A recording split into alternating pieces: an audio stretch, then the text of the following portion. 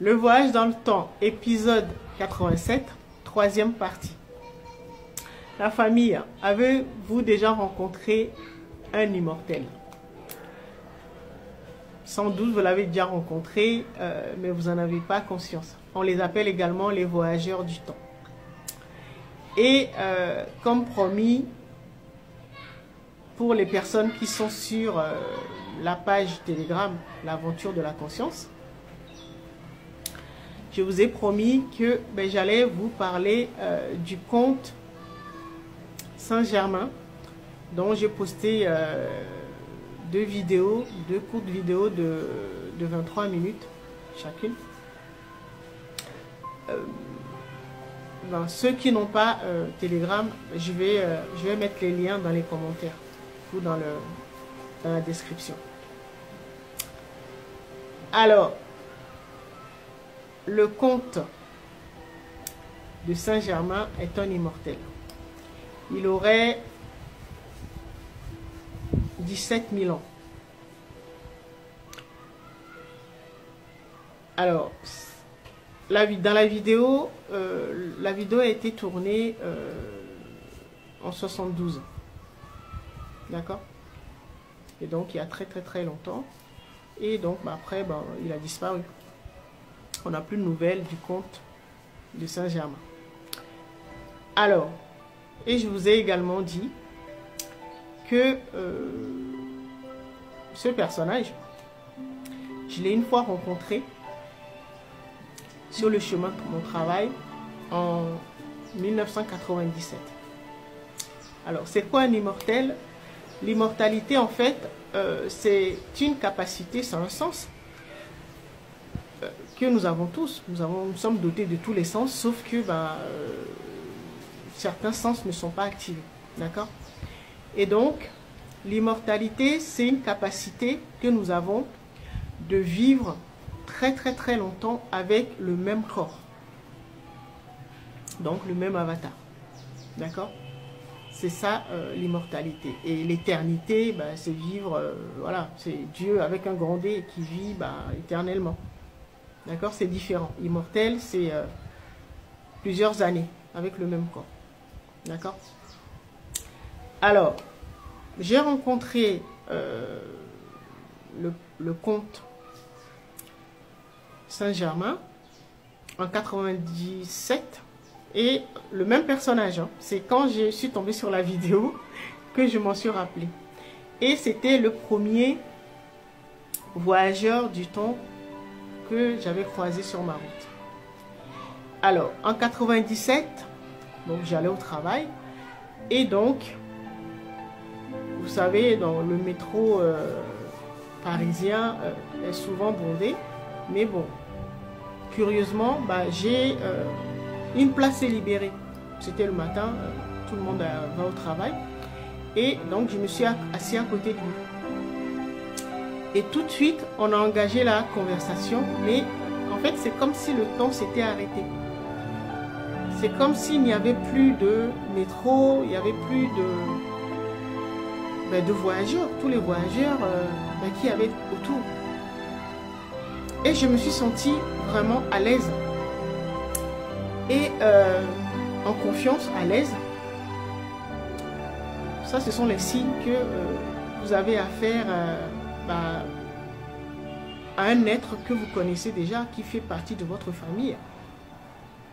Et donc, on a engagé la conversation et finalement, il a réussi à débloquer mon cerveau. Pourquoi? Parce que à cette époque-là, je travaillais comme gestionnaire recouvrement dans une société, un opérateur téléphonique français très connu. Et j'avais, comme beaucoup d'Africains évoluant en Europe, beaucoup de programmes hérités de la famille, de la société, la communauté. Et donc, ces blocages ou ces limitations, ben, c'était fais tes études, aie tes diplômes et va pas chercher plus loin. Donc ne cherche pas à occuper des postes de responsabilité. Et donc ben, j'avais une maîtrise en gestion, mais j'occupais un poste de gestionnaire. Donc, niveau bac, à la rigueur. D'accord? Et donc, on en a parlé. Et donc, il me dit, vous savez, il y a deux façons de voir la vie.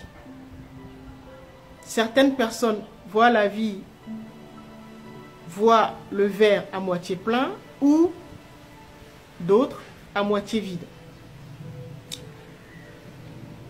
Et il me dit, là je résume parce qu'on n'a pas beaucoup de temps, et il me dit,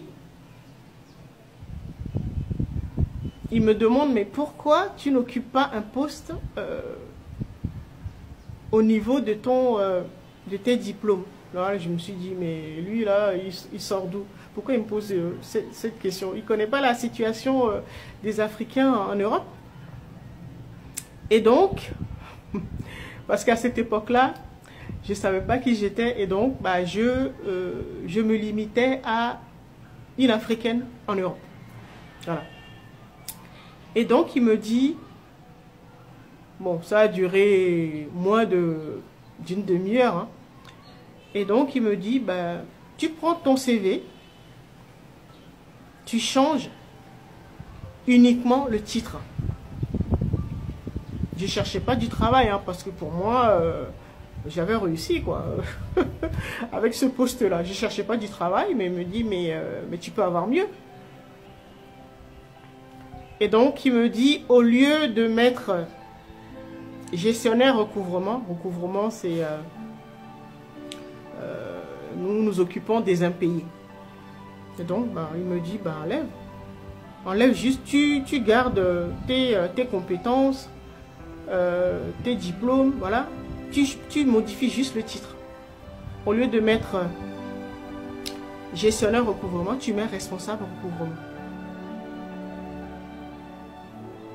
Et donc, au prochain arrêt, il est sorti. Et je ne l'ai plus jamais revu. Et vous me connaissez, enfin, ceux qui me connaissent, dès que je suis rentrée, alors que je ne cherchais pas du travail, j'ai modifié mon CV. Et 3 mois après, j'avais mon poste de responsable recouvrement. Il a débloqué mon cerveau ce jour-là. Avec le complexe et tous les programmes malveillants qu'il y avait dans ma tête de jeune africaine, il a tout enlevé, juste avec une phrase. Et pourquoi je l'ai croisé, pourquoi lui?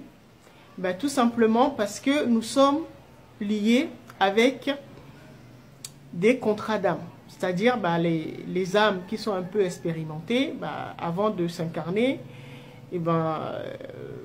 programment leur incarnation. Et donc, on se dit, bon, ok, comme moi, je vais avoir développé une expertise dans tel domaine, on va se croiser à tel endroit, et donc tu vas m'aider. Voilà. Tu vas être mon voisin, tu vas être mon coach, tu vas être mon thérapeute, ainsi de suite. C'est comme ça qu'on s'organise. D'accord? Et donc, c'est ce qu'il a fait. C'est ce qu'il a fait. Il a rempli son contrat vis-à-vis de moi. Et c'est ce que j'essaie, c'est ce que je fais également à mon tour maintenant, en accompagnant certaines personnes. Parce que je peux vous dire que depuis ce jour-là, ma vie a complètement changé. Et elle n'arrête pas de changer. Et